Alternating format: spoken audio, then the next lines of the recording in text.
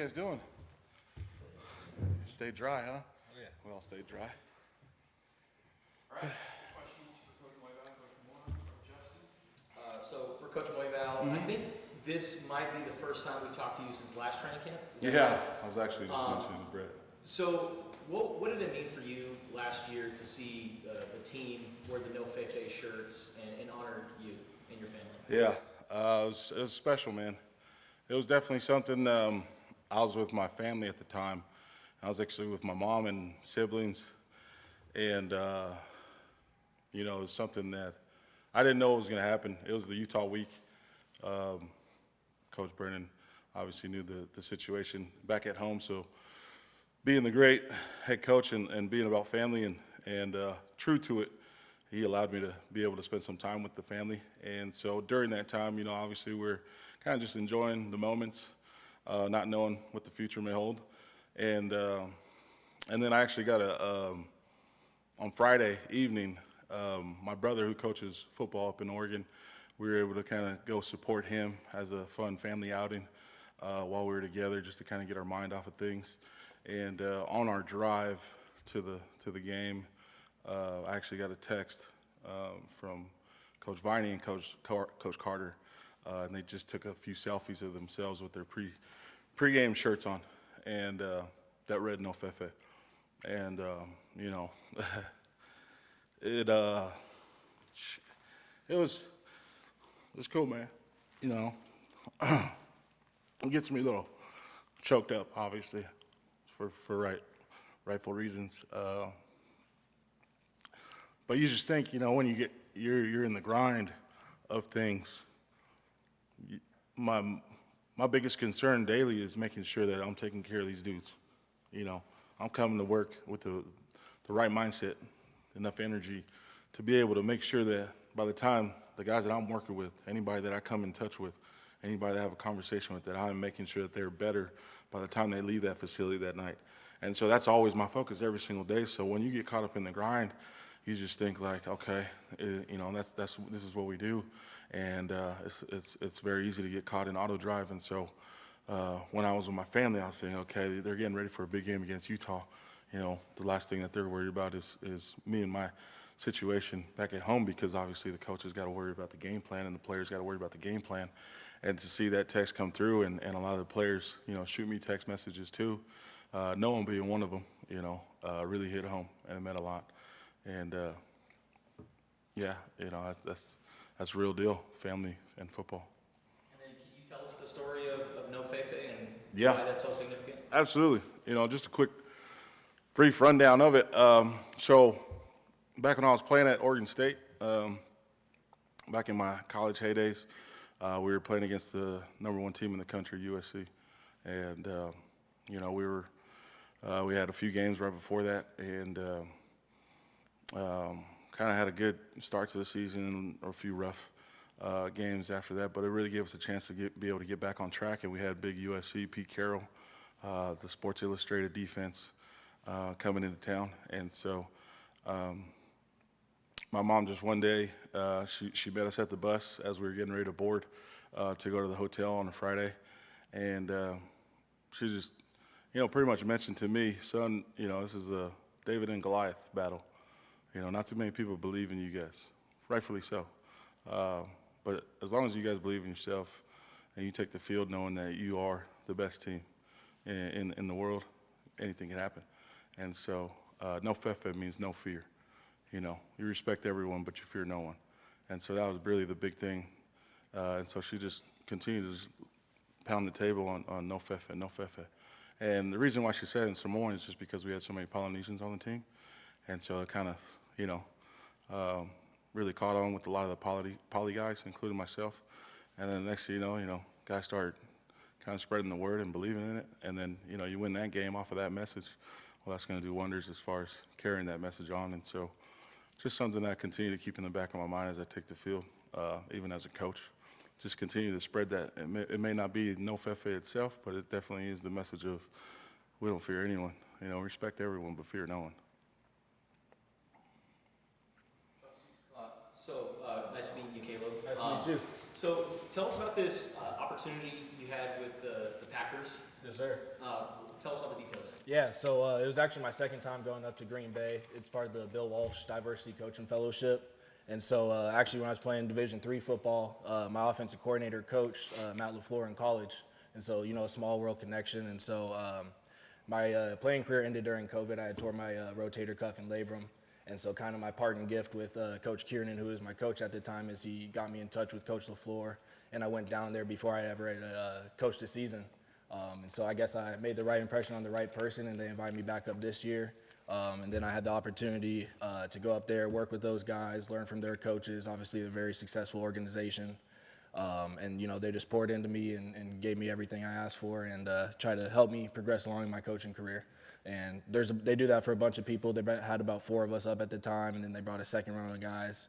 But really, it's just about developing coaches and giving guys an opportunity when maybe they wouldn't have one otherwise. So it was a really good opportunity. I was very fortunate. As a young coach, to be in that environment, what did you gain from that? Number one is every day is like a game-like practice, right? Everyone's taking their reps very seriously. They're going through their meetings, going about their business like pros. There's not a second off in that facility, right? They're locked in the meetings, they're locked in treatment, they're locked in rehab. And like I said, they're going about their business like a pro, and that's something I've been working with Coach Wade for going on 3 years now. And that's something we've always preached to our guys is go about your business like a pro. So it's really just affirmation to kind of what we've been teaching the guys in the room and the philosophies we believe in. Jason and then David. It's kind of what Justin said. Do you have to treat the difference in treating NFL guys when you're coaching them versus treating college kids and how you coach them? The similarities or differences in approaches? Yes, sir.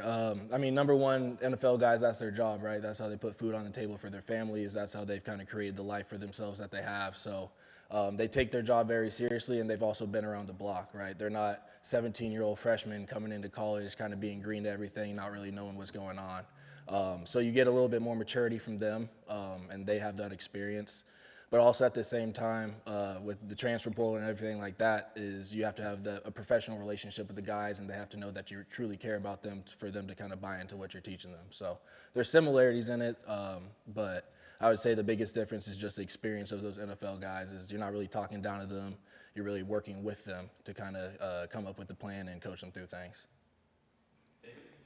Lyle, you talked about the Polynesian culture, obviously, when you were in college, and we've heard just how strong that is here.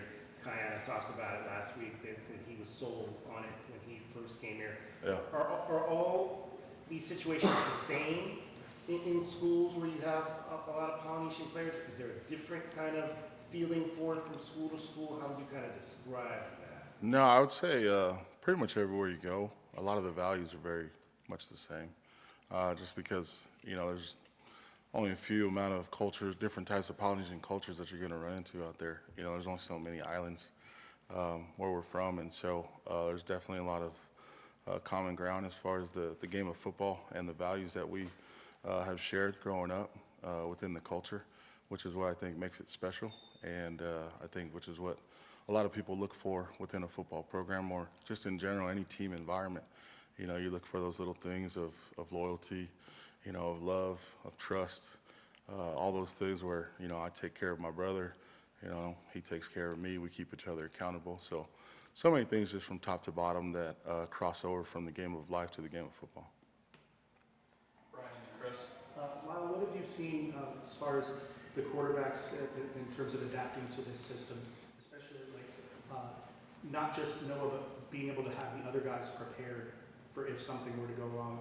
Seth had mentioned a lot about that, about having to have that confidence in the backups. Well, I tell you the biggest difference is Seth Agee. That is the biggest difference.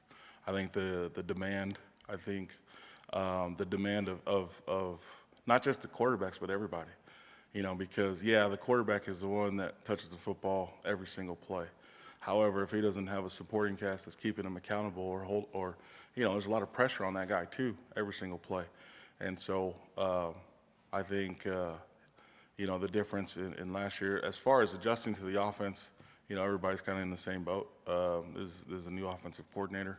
A lot of similarities of last year's offense, but just a different mentality. I think that's the biggest thing is the mentality, man. The guy is all about his business, and he expects everybody else to be all about theirs. And that's from top to bottom, staff and players included. Were you a backup at any point at Oregon stick, or were you starting the whole time? No, I was a starter until I got hurt, unfortunately. So I started 14 games, or actually 18 games. Had a few injuries. Kind of piggybacking off of that, you and Seth are both college quarterbacks. Yep. You And were- Coach Miller. Oh, Shout out to Coach Miller. I didn't know that. Yeah. You were a quarterback coach last year, and then Seth has come in and kind of taken over that responsibility. Are there things that you've learned from him, things that you're trying to apply in your coaching and teaching that he's 100%. teaching you? 100%. My eyes are on, and not just Coach Daggy, Coach Miller, Coach Quinn, pretty much any new coaches that haven't been here before, and even some of the coaches, like even, Coach Moore here, who's gone with the Packers, and he learned a few things. So I want to pick his brain on what he got from Green Bay. So constantly learning, that's the name of the game, whether you're a player or a coach, always trying to figure out, what's the edge? How can I get better myself for the sake of my players, and being able to move this thing in the right direction. Are you, for Caleb, are you one of the signal guys on the sidelines? Maybe going into this year, we'll see kind of how things play out. I'm curious though, with the new era, with the coach-to-player communication, like how does that work? It's going to be different system to system, and obviously we're kind of still figuring things out as we get closer to the season, but it's really just about making things work, right, and everyone playing their part, no job too small, no job too big. So it's really just, whatever position I'm put in or whatever Coach Daggy, Coach Brennan needs for the team, I want to step up and take care of that job and help them out, whether that's signaling, whether it's coaching the receivers, whether it's coaching on special teams, just whatever I could step in and help with is kind of been my focus going into it. And when you look at the collective group Yes, as sir. the receivers, what do you think about what these guys can bring to the offense? Yeah, obviously having a great player like T-Mac last year, it's hard to replace someone like that, but I think we did a really good job building depth in the room, adding speed, and even with experience, like Trey Spivey has played in games in college, Chris Hudson's played a ton of snaps in college, Luke Wysong's played a bunch, Nunu Watley has played a bunch, so adding some experience on top of the talent that we already have, even with those young guys like Gio and Isaiah. I think they're all really meshing well together and working well together, and I'm really excited to see how they complement each other on Saturdays. So for you, Caleb, what's the end goal in this coaching journey? Yes, sir. With the Packers thing, it's always been my dream to coach in the NFL because I didn't get the opportunity to play in the NFL. So I was really appreciative to get the opportunity to go up to Green Bay. But I try to stay mission focused on where I'm at right now. We have a lot going on. We're trying to make sure we get things right this season. So I have the goal of working in the NFL one day, being a head coach, being an offensive coordinator. But especially right now as camp's getting started up and things are rolling, it's hard to really think ahead. So I'm really just focused on right now and us being the best team we can be this year. So you said you had the injury, and that's kind of what thrusted you into coaching. Did Yes, you sir. always know that you wanted to coach in the back of your mind, or did that just kind of happen? Yes, sir. So my dad actually coached in the NFL. He did the Bill Walsh internship. He was a defense coordinator at University of Buffalo. He coached Dwight Freeney at Syracuse and a couple other stops along the way. Even Coach Babers, he had worked with him at UCLA. So I knew I wanted to coach. These kind of first things first. I wanted to give everything I had to my playing career, like I said, be all in with what you're doing at the moment. And then when I got hurt, I actually had shoulder surgery. I played quarterback too in college, and I had surgery about 3 months before COVID hit. And then with just how Division III football is and the facilities and the resources we had, not similar to here, things just didn't work out playing wise. And then I got an opportunity to go be the running backs coach at University of Wisconsin-Whitewater. And so I just knew, with my ultimate goal being coaching, since I was a young kid, it was an opportunity I couldn't pass up, so I had to jump at that and kind of leave my playing career in the past. For Lyle, so you were part of the staff last year. Yep. What are some of the biggest differences you've noticed in just how the offense is operating? I think obviously the change of tempos.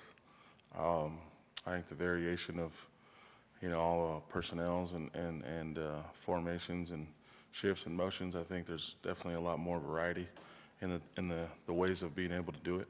I also think, having again the coaches, going back to the coaches, man, I think the mentality that has been set forth by our offensive coordinator, and then also carried out amongst us as assistants, it's definitely different. It feels different. It feels different with the players. It feels different amongst the staff, even in our staff meetings. you know, guys are going in there and it's just like great play, or they're good plays that are, you know, being put on film, but at the same time, it's like good isn't good enough. You know, we're trying to make sure that it's good, great, and then doing it again and again and again. You know, and so just always trying to push the limits of setting the standard and making sure that we're getting the most out of our guys, but mostly out of ourselves. And lastly, Noah, what have you seen out of him, and what do you think is that next step for him as a quarterback? I think for Noah this year, the biggest thing that I've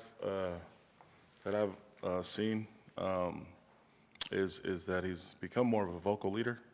I think last year, you know, and I think some of it kind of is just because of the fact that, you know, T-Mac has now gone on to the NFL, which was, you know, obvious that it was going to happen. And so I think now Noah kind of realizes, like, okay, you know, now I am the guy, like I'm the go-to guy, even though he was already, right? But now it's just like I have to be the voice, you know, I am the voice, and now he's making strides, and I think we're continuing to push that message to him, like, hey, man, like you really, especially with all the different parts that are changing, right? Like we have, 40 plus different faces on the staff or on the team, you know, from after the season. And so it's like we need someone that's been here to be able to be that foundation, that spokesperson, right? Like this is the standard moving forward. There's only so much that we can do or say as a coaching staff to where it just like kind of caps out. But for that thing to come from the locker room, especially from that position, it definitely makes a difference in trying to push that message that we're trying to get across of tougher, you know, tougher mindset, tougher play, all that stuff, you know, and I think it really hits home when obviously there's a guy who's been here, who's been pulled in so many different directions in the portal and decided to stay here with all the past accolades that he's, you know, accumulated over the years. It's like when you stay, well, now you have to say something. Like you have to be the leader, man. And I think he's really done a great job over the summer of really enforcing that, building off of spring ball. And now that we're in fall camp, you're starting to see it show up. And it's awesome. It's awesome to see. All right, thank you, everybody. That's it. Thank you, guys.